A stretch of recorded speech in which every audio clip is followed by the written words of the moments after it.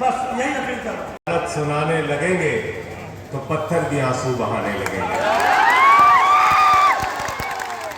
वतन की जो हालत सुनाने लगेंगे तो पत्थर भी आंसू बहाने लगेंगे। अगर भीड़ में खो गई आदमियत तो उसे ढूंढने में जमाने लगेंगे। आदमियत का, इंसानियत का, मानवता का कत्ल किया जा रहा है। कभी हिंदू मुसलमान करते हैं, कभी हिंदू सिख करते हैं, कभी हिंदू ईसाई करते हैं, और जब तीनों का झगड़ा समाप्त कर लेते हैं तो हिंदू को हिंदू से झगड़ा कराते हैं, जाट को गैर जाट से झगड़ा कराते हैं, मराठा को गैर मराठा से झगड़ा कराते हैं। तो इसलिए मैंने भारतीय जनता पार्टी का नाम बदल के भारतीय झगड़ा पार्टी कर दिया। भारतीय झगड़ा अपने गली मोहल्ले में भी बुला लोगे तो परिवार के बीच में भी झगड़ा करा देंगे।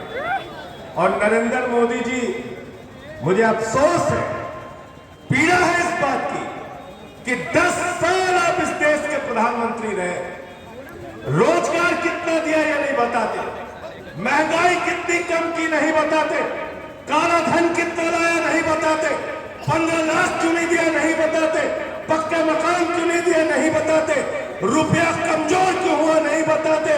आप 10 साल देश के प्रधानमंत्री रहने के बाद मां से मोदी, मां से मुसलमान, मां से मुगल, मां से मदरसा, मां से मंगलसूत्र, और अब आपने सारी हदें पार कर दी, मां से मुजरा कह रहे हैं। मैं तो मोदी जी, मैं तो आप लोगों से हाथ जोड़ के कहना चाहता हूं, मोदी जी की सभा में गलती से ना जाना, नहीं तो मां से मां की गाली दे देंगे।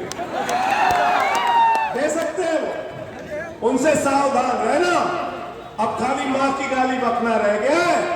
देश के प्रधानमंत्री ऐसी भाषा का इस्तेमाल कर रहे हैं। आपने बिहार की महिलाओं का अपमान किया। क्या कह रहे हैं प्रधानमंत्री जी? कह रहे हैं लालटेन लेकर मुजरा करने वाली जमात। मैं प्रधानमंत्री जी आपसे कहना चाहता हूं, बिहार की महिलाओं का आपने अपमान किया है। आरजेडी की जो महिला कार्यकर्ता लालटेन लेके चलती हैं, वो हमारे लिए सम्मान और गर्व का विषय है। उनको अगर मुजरा करने वाली आप कह रहे हो तो पूरा बिहार, पूरा उत्तर प्रदेश, पूरा देश आपको जवाब देगा। मैं आपसे कहना चाहता हूं, मैं आपसे कहना चाहता हूं, इसलिए ऐसी भाषा का इस्तेमाल आप मत कीजिए प्रधानमंत्री जी। साथियों और दोस्तों, क्या क्या वादे किए प्रधानमंत्री ने आपसे 10 साल के अंदर? पहले कहा नौजवानों वोट दे दो, 2 करोड़ नौकरी हर साल देंगे। 20 करोड़ नौकरी मिल गई क्या आपको? नौकरी मिल गई क्या 20 करोड़? जो रोजगार था वो भी खत्म कर दिया। कौन सी योजना लेके आए राजीव राजी? अग्निवीर योजना। अग्निवीर कह रहे 4 साल में जवान को हम रिटायर कर देंगे। 17 साल में सेना के अंदर हमारे घर का लड़का जवान बनेगा। 21 साल में रिटायर हो जाएगा। हमारे घर का बच्चा पूर्वांचल का, घोसी का, गाजीपुर का, बलिया का, वो -45 डिग्री टेम्परेचर में सियाचिन में भारत की रक्षा करेगा, +50 डिग्री टेम्परेचर में जैसलमेर में भारत की रक्षा करेगा। और अमित शाह का बेटा, जिसको बल्ला पकड़ना नहीं आता, वो बीसीसीआई का सेक्रेटरी बनेगा। बदलना चाहते हैं। मोदी जी कहते हैं आप लोगों की संपत्ति लूट के मुसलमानों को दे दी जाएगी। मैं मोदी जी से कहना चाहता हूं और आपसे पूछना चाहता हूं, मोदी का सबसे करीबी दोस्त कौन है भाई?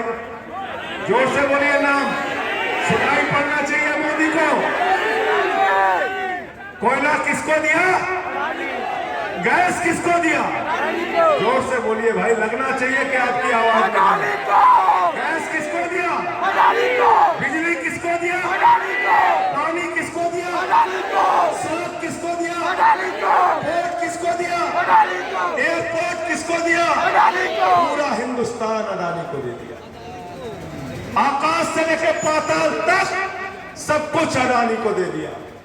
मैंने संसद में मोदी के सामने नारा लगा दिया, मोदी अडानी भाई भाई, देश बेच के खाई मलाई। बुरा मान गए मोदी जी। कहने लगे संजय सिंह तो बहुत बोलता है, मुझे पकड़कर 6 महीने जेल में रखा मोदी जी ने। 6 महीने के बाद जिस दिन से निकला हो, इनकी लंका लगाने में लग गया हो, तुरंत इनकी लंका में आग लगाने के लिए लग गया हो। अरविंद केजरीवाल को जेल में रखा, मनीष सिसोदिया को अभी तक जेल में रखा हुआ है, सत्येंद्र जैन को जेल में रखा, संजय रावत को जेल में रखा, अनिल देशमुख को जेल में रखा, ममता बनर्जी के मंत्रियों को जेल में रखा, तेजस्वी यादव, लालू यादव को नोटिस भेजते हैं, अखिलेश यादव को सीबीआई का नोटिस भेजते हैं। ये आपका भाई जो राजीव राय बैठा हुआ है, इसके ऊपर ईडी के छापे मारे। आपको शर्म आएगी कैसे सवाल इनसे पूछे गए। इनसे जानते हैं क्या सवाल पूछा गया? मोदी के अधिकारियों ने इनसे सवाल पूछा कि आपने अपने पत्नी को 2000 रुपए क्यों दिए? मजाक नहीं कर रहा, गलत तो नहीं बोल रहा भाई राजीव राय जी, गलत बोल रहा हूं तो मुझे रोक दीजिए। 12,000, चलिए ठीक कर देता हूं। बोले आपने अपनी पत्नी को 12,000 रुपए क्यों दिए? मोदी जी, जिसको पत्नी होती है उसी को तकलीफ का पता होता है, उसी को पता होता है। माफ कीजिएगा, आपको पति पत्नी के रिश्तों की पवित्रता के बारे में भी नहीं मालूम, और आपको पत्नी की क्या क्या जरूरतें और तकलीफें होती हैं यह भी नहीं मालूम। मैं निंदा करता हूं ऐसी जांच आप राजीव राय के खिलाफ कराते हैं। क्या कर रहे हैं आप लोग? इतना परहेज, इतनी नफरत। मुख्यमंत्री रहे अखिलेश यादव, 5 साल मुख्यमंत्री रहे उत्तर प्रदेश के। जब अखिलेश यादव जी अपना घर खाली करते हैं, गंगा जल से उनका घर धुलवाया जाता है। शर्म आती है भाजपा की सोच में। अभी कन्नौज के अंदर अपनी पत्नी के साथ अखिलेश यादव मंदिर की पूजा करने चले। इस तरह से नफरत करते हैं, भेदभाव करते हैं, दुर्भावना रखते हैं। जिन्होंने देश के राष्ट्रपति रामनाथ कोविंद को राम मंदिर के शिलान्यास में नहीं बुलाया, जिन्होंने श्रीमती द्रौपदी मुर्मू को राम मंदिर के उद्घाटन में नहीं बुलाया, जो अखिलेश यादव का अपमान करते हैं, जो भेदभाव करते हैं, जो नफरत करते हैं, उनको अपने वोट की ताकत से आपको जवाब देना है। बोलो तैयार हो आप लोग? तैयार हो ना? ये देश 144 करोड़ लोगों का देश है। ये देश किसी एक जाति का नहीं है, किसी एक धर्म का नहीं है। ये देश हिंदू का भी है, मुसलमान का भी है, सिख का भी है, ईसाई का भी है, अगड़े का भी है, पिछड़े का भी है, दलित का भी है, सवर्ण का भी है। जो लोग भेदभाव करेंगे उनकी राजनीति को हम लोग खत्म करने का काम करेंगे, मिलकर खत्म करने का काम करेंगे। नफरत की बुनियाद पर दुनिया का कोई मुल्क आगे नहीं जा सकता। मोहब्बत की बुनियाद पर इस देश को हमें आगे बढ़ाना है। आप मुसलमानों को डराते रहते हैं, दिन रात डराते रहते हैं। मैं मोदी जी आपको एक जानकारी दे देता हूं, ये जो मुसलमान कौम है ना, ये सिर्फ अल्लाह से डरते हैं, किसी और से डरते हैं। इंसान से नहीं डरते। इनको डराने का काम आप बंद करो, आप डराने का काम बंद करो इनको, और इनको इस देश का नागरिक समझो, इनको सम्मान दो। आप दिन रात इनके खिलाफ नफरत फैलाने का काम करते हैं। अरे हिंदू धर्म क्या सिखाता है? हिंदू धर्म कहता है, रामचरितमानस की चौपाई कहती है, सब नर करहि परस्पर प्रीति, सारे लोग आपस में प्यार से रहें। यह हिंदू धर्म का संदेश है। हिंदू धर्म कहता है, वसुदेव कुटुंबकम, पूरा विश्व हमारा परिवार है। हिंदू धर्म कहता है, धर्म की जय हो, अधर्म का नाश हो, प्राणियों में सद्भावना हो, विश्व का कल्याण हो। हम कहते हैं प्राणियों में सद्भावना हो, मोदी जी कहते हैं प्राणियों में दुर्भावना हो। कहते नहीं कहते? कहते हैं ना। और बड़े अद्भुत आदमी है।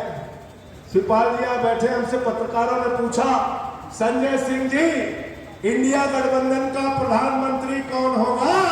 मैंने कहा, जो भी प्रधानमंत्री होगा नाले के गैस से चाय नहीं बनवाएगा। गलत तो नहीं कह रहा हूं? गलत तो नहीं कह रहा हूं? प्रधानमंत्री नाले के गैस से चाय बनवा देते हैं। लाखों लोग कोरोना में मर रहे थे, उनकी जान जा रही थी। आंकड़े आए हैं, 50 लाख से ज्यादा लोगों की जान जा चुकी है। और मोदी जी कहते थे, ऑक्सीजन की जरूरत नहीं है, दवा की जरूरत नहीं है, रेमडेसिविर की जरूरत नहीं है, कोरोना ठीक करना, ताली बजाओ, थाली बजाओ, दिया जलाओ, कोरोना ठीक हो जाए। कहा कि नहीं कहा? पूरे देश का मूर्ख बना रखा है। मोदी जी की एक ही गारंटी है। आप पूछेंगे क्या गारंटी? मोदी जी ने कहा 2 करोड़ नौकरी देंगे, झूठ बोला। किसानों को 2 गुना आमदनी कर देंगे, झूठ बोला। महंगाई कम करेंगे, झूठ बोला। रुपया मजबूत करेंगे, झूठ बोला। पक्का मकान देंगे, झूठ बोला। काला धन लाएंगे, झूठ बोला। 15 लाख देंगे, झूठ बोला। बुलेट ट्रेन चलाएंगे, झूठ बोला। मोदी की एक ही गारंटी है, झूठ बोलने की गारंटी। बड़का झूठा पार्टी, बड़का झूठा पार्टी, झूठ बोलने वालों की पार्टी। साथियों और दोस्तों, आज नारा दे रहे हैं मोदी जी 400 पार, 400 पार, 400 पार। गए थे बंगाल में, कहने लगे 200 पार, 200 पार, 200 पार। आई 73 सीट। गए झारखंड में, कहने लगे 65 पार, 65 पार, 65 पार। आई 23 सीट। गए महाराष्ट्र में, कहने लगे 150 पार, 150 पार, 150 पार। आई 105 सीट। गए कर्नाटक में, कहने लगे 130 पार, 130 पार, 130 पार। आई 65 सीट। गए हरियाणा में, कहने लगे 75 पार, 75 पार, 75 पार। आई 40 सीट। गए दिल्ली में, कहने लगे 45 पार, 45 पार, 45 पार। आई 8 सीट। गए मिजोरम में, कहने लगे 21 पार, 21 पार, 21 पार। आई 1 सीट। अब कह रहे 400 पार, 400 पार, 400 पार। जनता करे तड़ी पार, तड़ी पार, तड़ी पार करना है कि नहीं करना है? बताओ, हाथ उठा के बताओ पीछे। अगर तड़ी पार आपको करना है तो ये जो हमारे भाई राजीव राव बैठे हैं, राज्यसभा की जिम्मेदारी हमारी है। जिम्मेदारी ठीक से निभाता हूं कि नहीं भाई? बता दो तुम लोग, सर्टिफिकेट दे दो। ठीक से निभाता हूं ना? परेशान रहते हैं कि नहीं? हमें कई बार मार्शल से घसीट के बाहर करवाया, मैंने कहा कराओ, सस्पेंड कराया, अभी भी सस्पेंड किए हुए हैं। मेरा दूसरा कार्यकाल शुरू हो गया, मैं हिंदुस्तान की आजादी का पहला सांसद हूं। दूसरी बार चुन के आ गया, तब भी कह रहे नहीं संजय सिंह सस्पेंड रहे। इतना घबराते हैं। तो हम राज्यसभा में जिम्मेदारी लेते हैं, वचन देते हैं आपको आपकी लड़ाई लड़ने की। राजीव राजी को लोकसभा में भेज दीजिए, दोनों भाई मिलकर लड़ेंगे, आपकी लड़ाई लड़ने का काम करेंगे, आपकी लड़ाई लड़ने का काम करेंगे। और बुनकर की समस्याओं को देश के सदन में उठाने का काम आपके इस छोटे भाई ने किया है। आगे भी आपकी लड़ाई को लड़ने का काम, उस मुद्दे को सदन में उठाने का काम करेंगे। आज लाइट नहीं रहती, रोजगार चौपट है पूरी तरीके से, देश को बर्बादी की कगार पे पहुंचा दिया। आज प्रधानमंत्री जी के पास देश के लिए कोई सपना नहीं है, सिर्फ झगड़े लड़ाई कराना है, लोगों के बीच में बंटवारा करना है, लोगों को आपस में लड़ाना है। मैं आप लोगों से कहने के लिए आया हूं, अपील करने के लिए आया हूं, विनती और प्रार्थना करने के लिए आया हूं। ये अंतिम मौका है, याद रखना। अगर गलती से बीजेपी जीत गई तो इस देश के अंदर चुनाव खत्म होगा, पुतिन का मॉडल लागू होगा, किम जोंग का मॉडल लागू होगा। ये चुनाव भारत के संविधान को बचाने का चुनाव है। ये चुनाव बाबा साहब डॉक्टर भीमराव अंबेडकर के संविधान को बचाने का चुनाव है। ये चुनाव मोदी को ये बताने का चुनाव है कि ये देश बाबा साहब के संविधान से चलेगा, नरेंद्र मोदी के फरमान से नहीं चलेगा। ये देश के लोगों को तय करना है। ये चुनाव ये बताने का चुनाव है कि आरक्षण की व्यवस्था जो दलितों को, पिछड़ों को, आदिवासियों को, अल्पसंख्यकों को इस देश के अंदर मिली हुई है, वो आरक्षण की व्यवस्था हम खत्म नहीं होने देंगे। ये चुनाव, इस चुनाव को बचाने के लिए आपकी अपना वोट कीजिएगा। मैं अंत में इन्हीं लाइनों के साथ कि ये अमन बिक रहा है, चमन बिक रहा है, गरीबों के तन का कफन बिक रहा है, बाजारों में बहनों का तन बिक रहा है। यारो बुरा न मानो तो कह दूं, इन बेईमानों के हाथों वतन बिक रहा है। कैसे कैसे मंजर अभी आने लगे हैं और गाते गाते लोग चिल्लाने लगे हैं।